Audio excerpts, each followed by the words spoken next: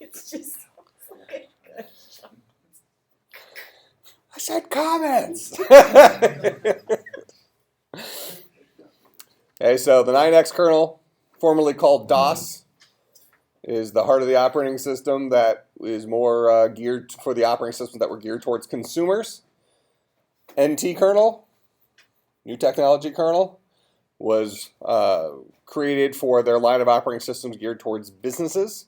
Eventually, the two merged together. You didn't have to say all that, but you know that's kind of what we were talking about last time, right? All this crap. All right. Questions about that? All right, so let's now talk about the Mac OSs, or Apple OSs. Let's go that route. All right, so what was the first Apple OS you can remember? Well, what was really what's the little.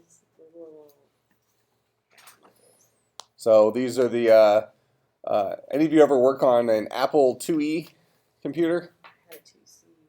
Well, same thing, Apple II. What operating system did the Apple II run? That I didn't know. I just knew that it had a little happy face. Apple II wouldn't have had a happy no, face. It was not. I played Oregon Trail. Okay. The Apple II would have been all text-based for the operating system. Apple II ran DOS by Microsoft.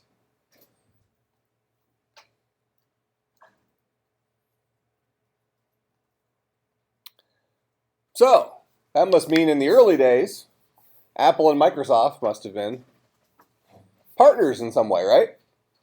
Remember last time, or 2 times ago, I don't remember which, we talked about Apple, or rather Microsoft, kind of inventing the idea of licensing software, right?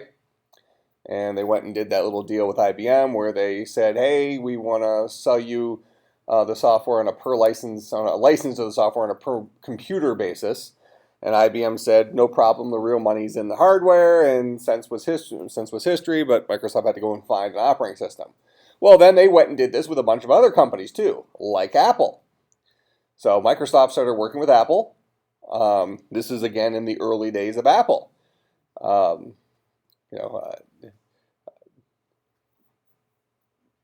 Most of us, at least, have probably never used an Apple computer. We've used Macintosh computers, but not Apple. The early Apple computers were running DOS. All right. Now, in fact, actually all Apple computers were running DOS.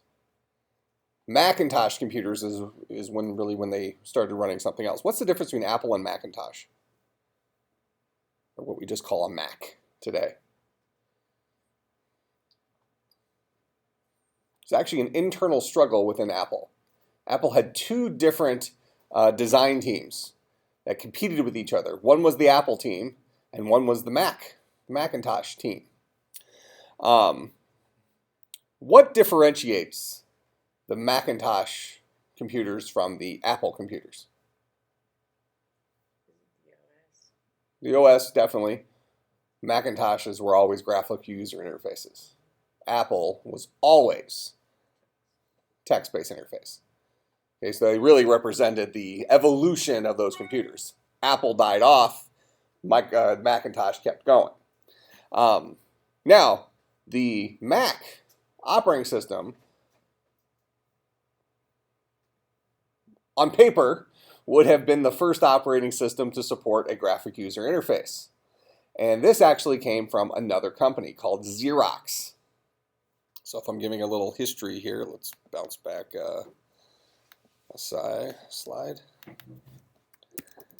Apple history. So we got dude Steve Jobs, partners with Bill Gates, Microsoft dude. Apple dude, Microsoft dude, right? All right. Now Steve Jobs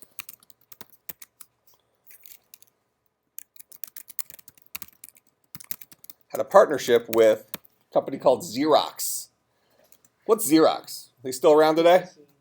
Copy machines, right?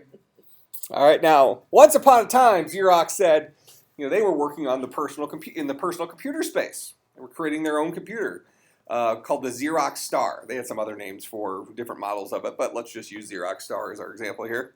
And then Xerox decided, you know what? Really don't think this personal computer thing is going to take off. We're going to stick with copy machines. That's where the real money is. All right. So Xerox invited Apple and their engineering team to come in and essentially pick the brains of Xerox's engineering team and their work they had done on the Xerox Star. Namely, the operating system for the Xerox Star, which was a graphical user operating system that included a mouse, a GUI and a mouse. All right, so Apple goes in there, learns all about that, works with Microsoft. Well, sort of kind of works with Microsoft. Microsoft was still working with the Apple team, not the Macintosh team. But internally at Apple, they had a Macintosh team that was working on the first Macintosh computer that had a graphical user interface. Big deal. Okay. Now, the same day that Steve Jobs was up on stage announcing the first Macintosh computer, same day. In fact, we probably can find a YouTube video.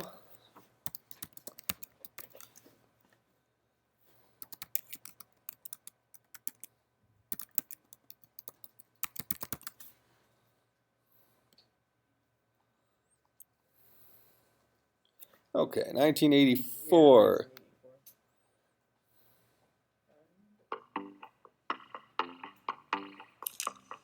Act 1, Scene 3. Open.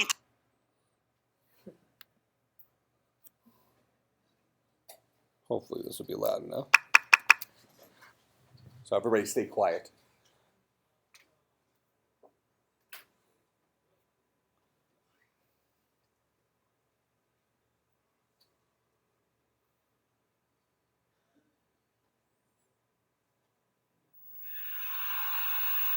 You've just seen some pictures of Macintosh.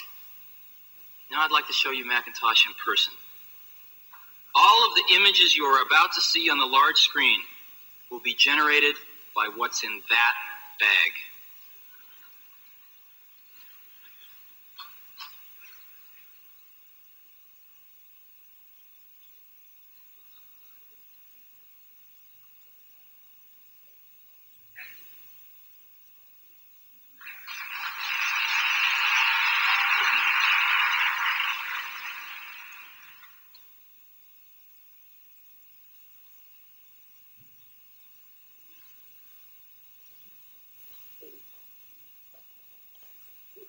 Pull out the floppy disk. Remember, this was cool back then.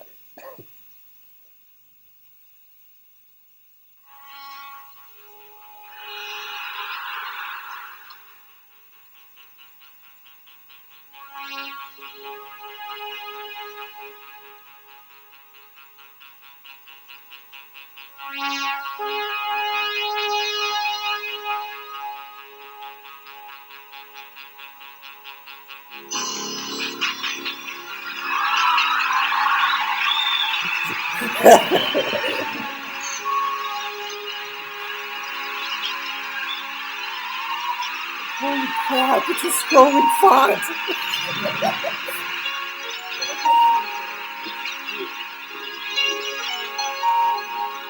Insanely great.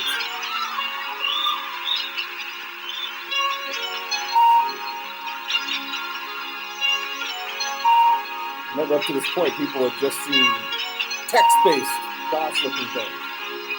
This is still grayscale.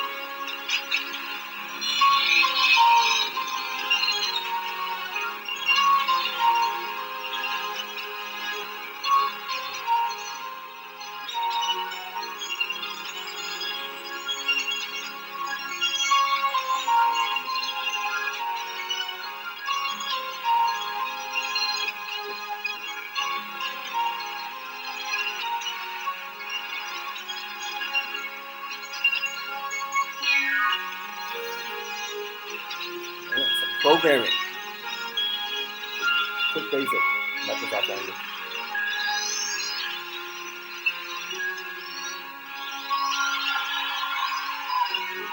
Into chess. Now, we've done a lot of talking about Macintosh recently. But today, for the first time ever, I'd like to let Macintosh speak for itself.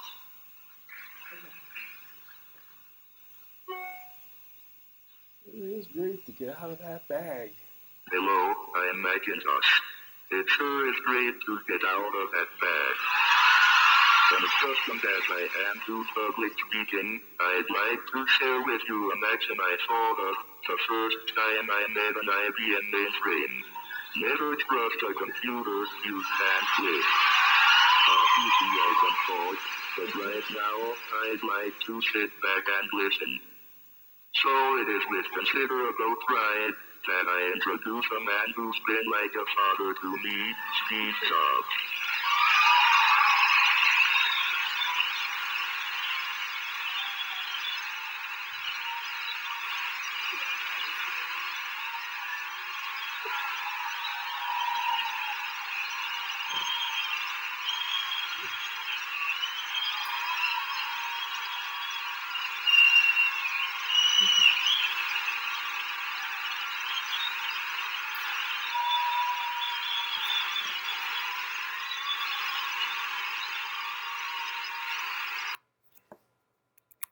Can I kill it with fire?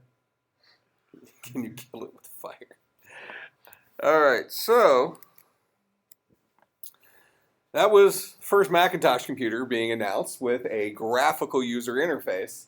Now, sometime right around the time that announcement was being made, Apple got word that computers were shipping in overseas, running a product called Microsoft Windows, probably Windows 1.0 at the time. Now, up to that day, Apple and Microsoft had pretty good relationship, had a pretty good relationship with each other. But you can imagine that actually Steve Jobs was fairly upset that Bill Gates and Microsoft actually stole large portions of the operating system that Apple was given by Xerox. So, you know, it's that's became kind of the war between Apple and Microsoft kind of began on that day. So in any case, that's where the Macintosh operating system came from. And for the first year or so, there was actually two camps at Apple. One was the Apple camp, one was the Macintosh camp that kind of competed with each other. In the end, Macintosh lived, the Apple camp died. Even though internally at the time, the Macintosh camp was actually considered to be kind of their hobbyist thing, and Apple was the serious computing group. So in any case, that was kind of the birth of the Macintosh operating system, or what we look at today as what a real operating system looks like with graphical user interface, blah, blah, blah. So in any case,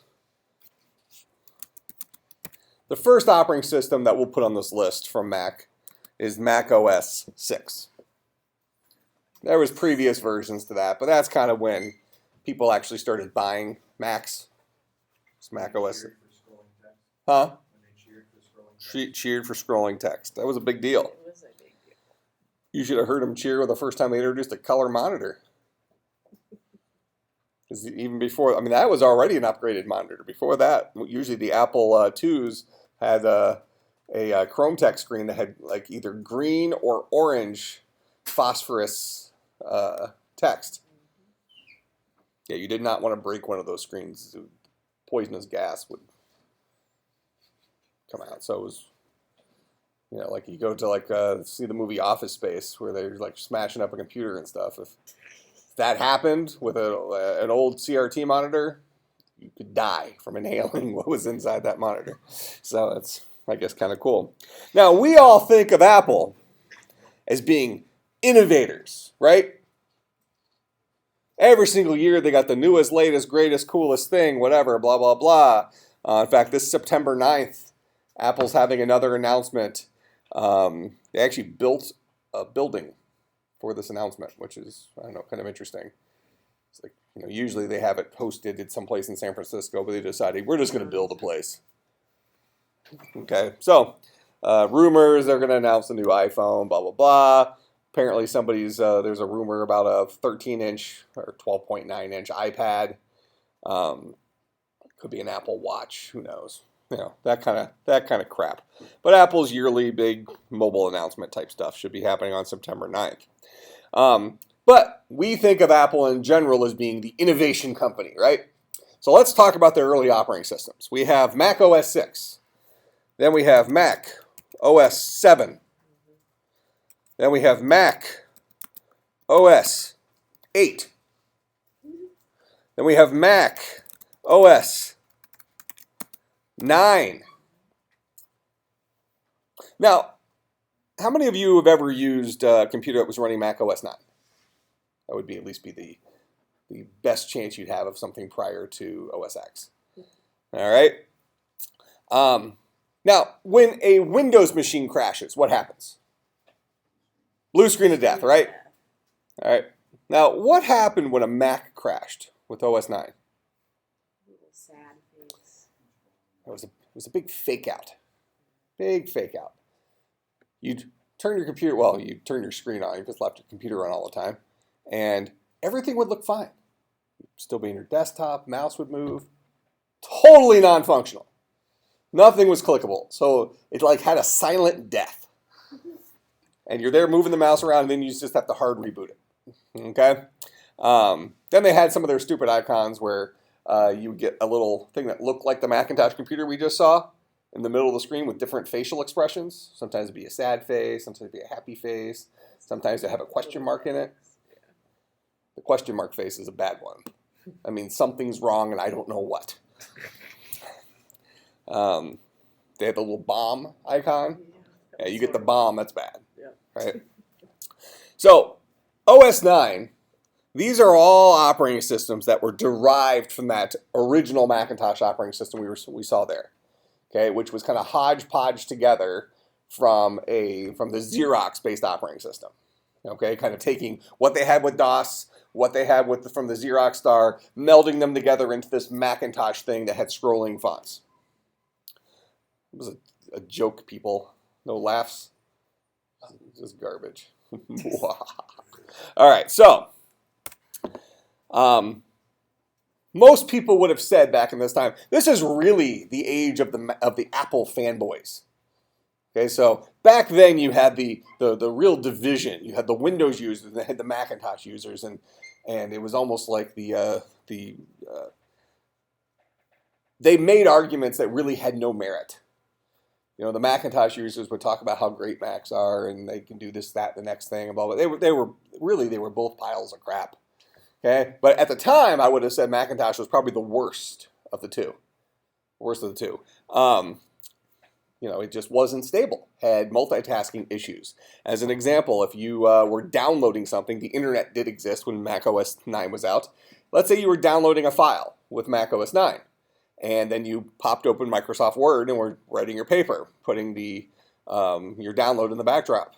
Well, technically the download would keep going, but it would drop down to such a low download rate that basically you made no progress. So if you were downloading at a fast speed like, 1.3K a second, which would have been really fast back then, okay, you might put it in the background and it might be going at like 5 bits per second. Because the Mac operating system has something called preemptive multitasking. We're going to talk about how multitasking models work sometime relatively soon in this course. But in any case, they had something called preemptive multitasking, where they basically kept the application alive, but just barely. Put it on life support. Like, look, technically you can switch back to this application whenever you want. It's still running, but not really. just barely. So while you're working on your paper and you're expecting your MP3 to download, and MP3s didn't exist then, you would have been getting them as a WAV file. You want your WAV to download. You expect to get that one song in certainly under 5 hours, right? Not a joke. But what would end up happening is you come back to it and it barely made any progress at all. So really, the Macintosh operating system had some major technical flaws with it that needed to be fixed. Now, what's funny about this, and I come back to this idea about innovation, we think of Apple as being the innovators today, right? And we think of Microsoft as being the copiers. They're both valid business models, right? There's nothing wrong with that. You know, people demonize Microsoft for their stuff. Microsoft just uses the law to their advantage. They go and steal something they want, get sued, settle outside of court, and now they have the product that's already been on market longer than it would have been if they just went and acquired the company. It's perfectly legit. Doesn't seem ethical, but it's perfectly legitimate. There's nothing wrong with that, right? That's their way of doing things, and you know, they should change the laws if they're not happy with that. Most people who have their crap stolen by Microsoft are pretty happy in the end. They get some big payday, and they don't have to worry about it anymore. So I think it's kind of funny. But in any case, Apple had some major problems. Their operating system sucked, and they needed a new operating system. But wait, Apple are the innovators. Oh my gosh, they're the innovators. Well, guess what? They couldn't write an operating system. Now, prior to this, there was some juggling going on inside of Apple. So who was the founder of Apple? Steve Jobs, a couple other dudes, right? And Steve Wozniak. Wozniak. Okay. Now,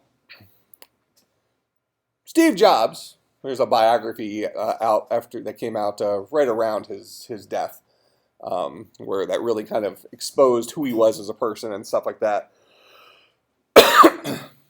Was not very well liked by his employees and stuff like that. He was really kind of a nut job. Okay. Now, having said that, I might make the argument. I mean, certainly, guys like Steve Jobs and Bill Gates, these guys changed the world, certainly from a computing perspective, right? To make some of the changes in the world these guys made, maybe you need to be a little bit south of normal, right? So, you know, let's not demonize them for that. But in any case, the biography fills you in on some of the stuff that has happened and that kind of stuff. Guy was really an intense individual. So Steve Jobs really wanted to be part of he wanted to micromanage things at Apple. And he didn't really want to be CEO anymore because that was more businessy. He wanted to be down there with the products and having these people work, 90-hour weeks and complain when they were sleeping on the job and stuff like that. So he goes out and he hires a CEO to replace him. This was the CEO of Pepsi. Okay. Goes up to him, says, "Hey, do you want to sell sugar water for the rest of your life, or do you want to change the world?" And so the guy says, "Hey, yeah, let's go change the world." So he comes on as CEO of Apple. 2 months later, fires Steve Jobs. It's a publicly traded company, has a board. They vote Steve Jobs out of his own company. What did Steve Jobs do during his exile from Apple? Couple little things. Oh, go ahead. I was going to say he developed some next step computers. Okay, so he created another company. Created a company called Next Computers. Here's I'm sure we can find a.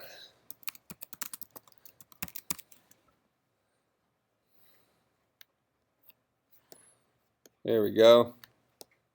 Look at that handsome dude.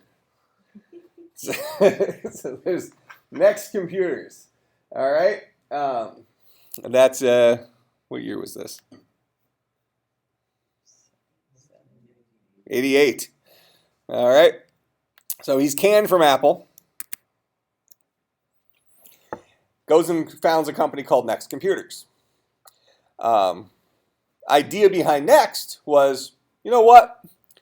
There's a big compatibility issue in the world of computing today. If you are a Mac user and you store your crap on a floppy disk, you can't take it over to a PC and have it work. Put your floppy disk into the PC and the PC just wants to format it. Even if you didn't have to format it, the file types weren't compatible. Store something on a Mac, couldn't open it on a PC. Store something on a PC, couldn't open it on a Mac. So you really had a division in technology, right? You were one or the other, kind of like Xbox and PlayStation. And if you want to play online with your friends, you got to make sure you have the same system. Is that a true statement? Is that kind of funny how it works that way?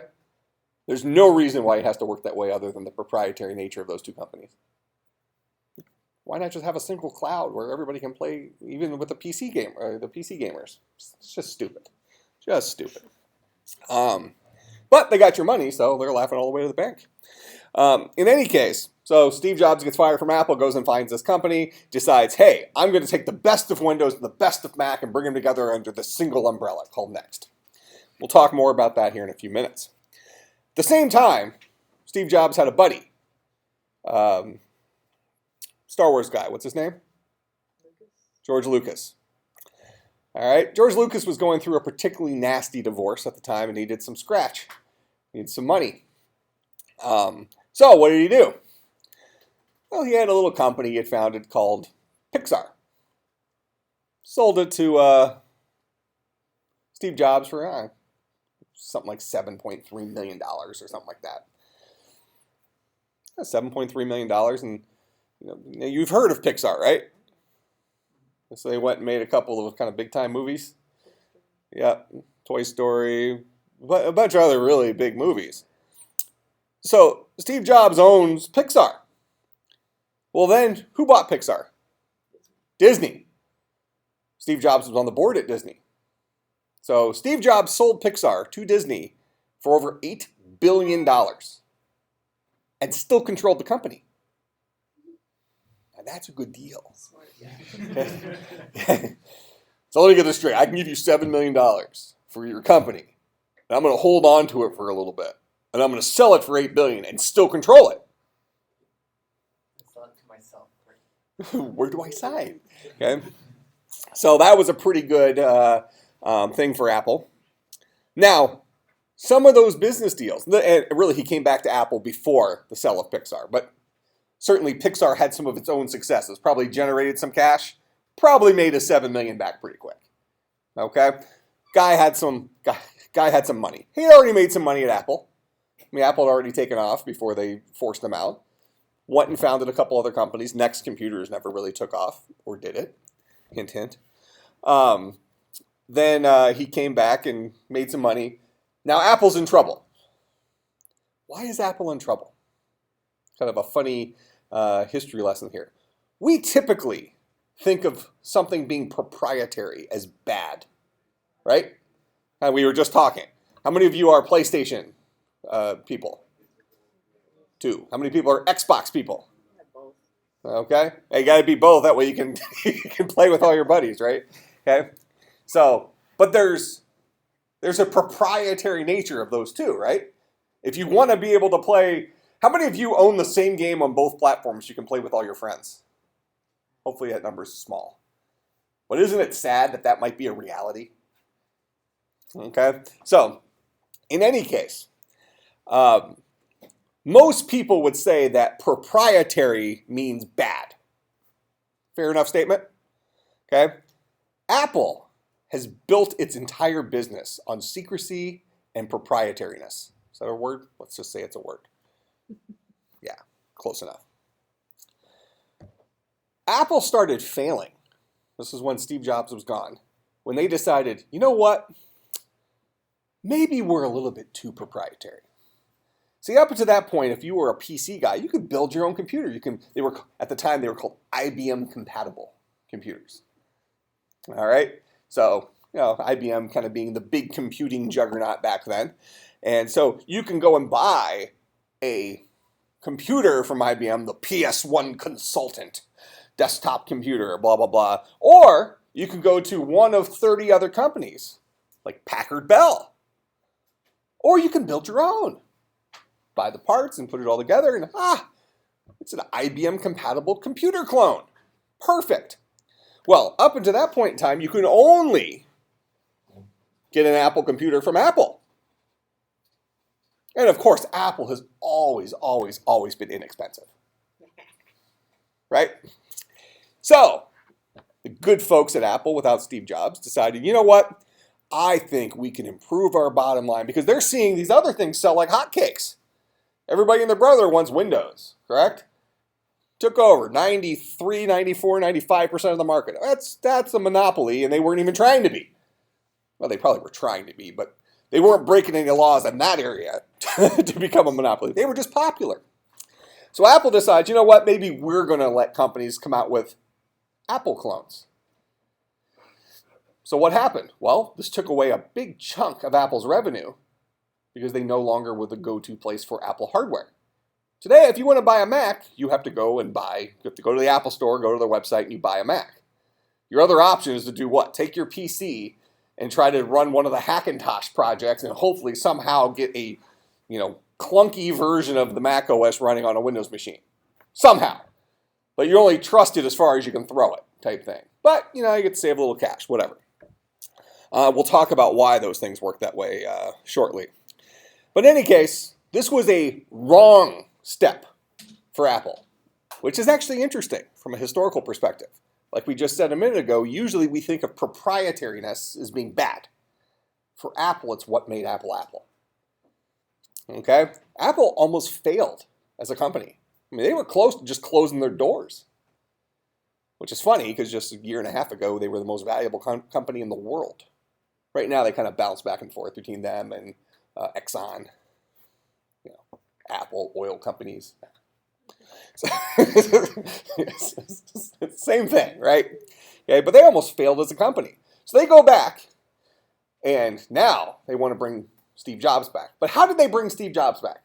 They just go out and say, "Oh, we're sorry for firing you. Please come back and save us." No, they went and bought his company. So Apple went and bought Next Computers. And they got everything that came with Next Computers, including its CEO, Steve Jobs. And they inserted him as the interim CEO at Apple. Later became the full-time CEO of Apple, but he was the interim initially. Steve Jobs personally paid payroll for Apple to get the company back on its feet. This company didn't have enough money to pay their people. Right? So this guy kept his lunacy was also his passion, which led to probably the reason Apple still existed. So give the guy a little credit, even though he was kind of out there. In any case, he comes back to Apple. He has all these cool, innovative ideas. So since he came back to Apple, he introduced a product. A couple of you probably have heard of this, called the iPod. Here, let's actually give ourselves another slide for this. So he came out with the iPod. Mildly successful. Because up until that point, what did we have? We had Walkman. So you had the Walkman where you put the cassettes in, and then you had the Walkman that had the CDs, right? Well, now we're in the digital world. What if you could have a computer that would fit in your pocket and could store hundreds of songs instead of a CD that held 14 songs? That's a big deal, right? And what if we could make it affordable-ish? And what if we could make it look really, really pretty? And what if we made it really fun to say? iPod. So they come out with an iPod. All of a sudden, they started making some money, right? Then they came out with the iBook. What was the iBook? That became their consumer laptop line. Later on, they renamed it MacBook. Okay? iBooks looked really cool. iBook laptop. It's like a clamshell looking thing. Oh, yeah. Super slick. Boom! Boom! Get yourself one of those.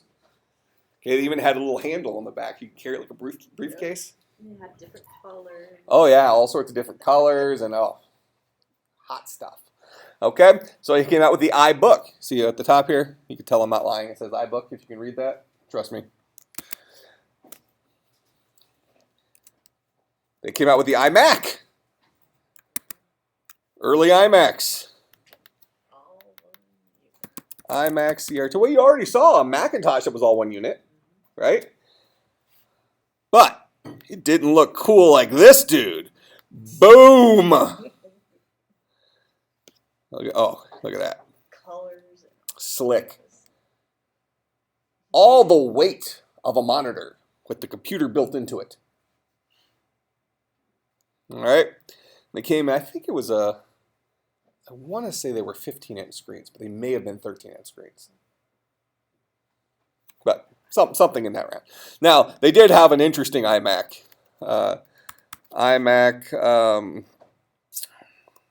Lamp. They didn't call it the iMac lamp. People just made fun of it and called it the iMac lamp. There's a cool iMac. This is the early day of the LCD screens. They just said, well, let's cut a bowling ball in half and attach a screen to it and hollow it out and put a computer inside. I actually think it kind of looks cool. But in any case, that's little Macintosh history stuff going on there. All right, so came out with the iMac. Came out with the iPhone. Also mildly successful.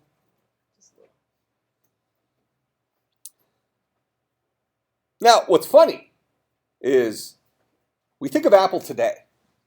Most of their money does not come from their desktop computers. Most of their money comes from laptops and iPhones and iPads. Say those three. Nobody, they don't even sell really iPods anymore. They still have them, but who buys an iPod? Isn't your iPhone an iPod? Our phones are our music devices now, right? It's like, who needs a general? Who needs a specific music-specific device when I have a phone that can hold all of the music that I've ever illegally downloaded? That's a feature. Okay? So, basically, this dude just threw the letter I in front of everything and it just turned into gold. Just turned into gold. Okay, so they announced him as the iCEO. True story. True story. iCEO. That's when he became the full CEO, but his title was actually iCEO. Interesting thing. Now, getting back, and we'll talk about this a lot more next class, but just to kind of finish off today's lecture, Apple came out with a new operating system called Mac. Woo, hello. Mac OS X. Dun, dun, dun. Now, what's interesting is there was some debate. Does the X stand for 10 or does the X stand for Unix? The X in Unix. Why is this? Remember we said that the multitasking and some other stuff sucked with Mac OS 9? And the other ones, these were all the same OS basically with just, little tiny facelifts, but it still sucked. So now they need a new OS. Rather than inventing their own OS, Apple pulled a card right out of Microsoft's book. They went and took an open source operating system called OpenBSD, which is a Berkeley standard Unix-based operating system. And Apple, doing what Apple's good at, making things look good, created an interface they called Aqua. Okay, a user interface that they called Aqua. They took an existing Unix-based operating system that had really good multitasking, super stable, blah, blah, blah. A really good operating system that was hard to use because the user interface was terrible. And they put Apple's nice, easy to use, super flashy, hey, I could put this in a museum, looks cool, or an art museum, let's say, looks cool, operating system, front end, called Aqua. So they came out with Mac OS X. Anybody know what the first Mac OS X was called? They kind of went with the cat theme, right? What was the very first? Mac OS X 1. Well, actually, this was 10.1 is what it was. Panther. That's right. Panther. Okay, so they just kept coming up with cats, cat after cat after cat after cat. And this represented a really big jump in technology for Apple, but it wasn't without its problems. First, Mac OS X. This is a Unix-based operating system. It's not compatible with Mac OS 9. So now you're one of the Mac fanboys. You've bought all this software for Macintosh. You're constantly bragging to your friends how awesome your Mac is and how, you're stupid for buying Windows, just being like the other 98% of the people. So what do? You go out and get the latest, greatest, coolest Mac OS X from Apple. And now you try to put your software on it. You try to put Microsoft Office on there, or any of your other Mac applications. They don't work. wasn't made for OS X. It was made for the old crappy Mac operating system. So what was Apple's solution to this? They had a tool called the Blue Box. The Blue Box by Apple said, by the way, you give us money for our new operating system. You install it on your computer. Your computer can barely run it because our operating system is so forward-thinking. Now, none of your software will run on your new computer. So what we're going to let you do is we're going to give you a piece of software that will run on your new computer called Blue Box. And what does it do? It emulates OS 9.